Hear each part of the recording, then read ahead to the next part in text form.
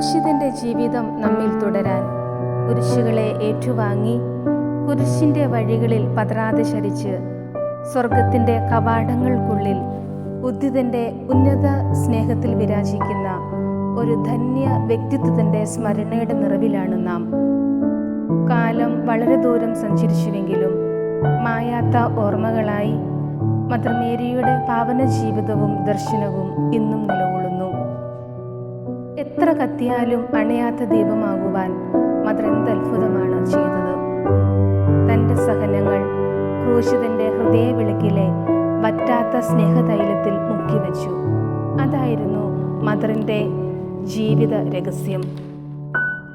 കുരിശിനെ ഇത്രത്തോളം സ്നേഹിച്ച മദർ സഹനം പെയ്തിറങ്ങുന്ന യാമങ്ങളിൽ ഇന്നും സംഗീതമായി വിടരുന്നു.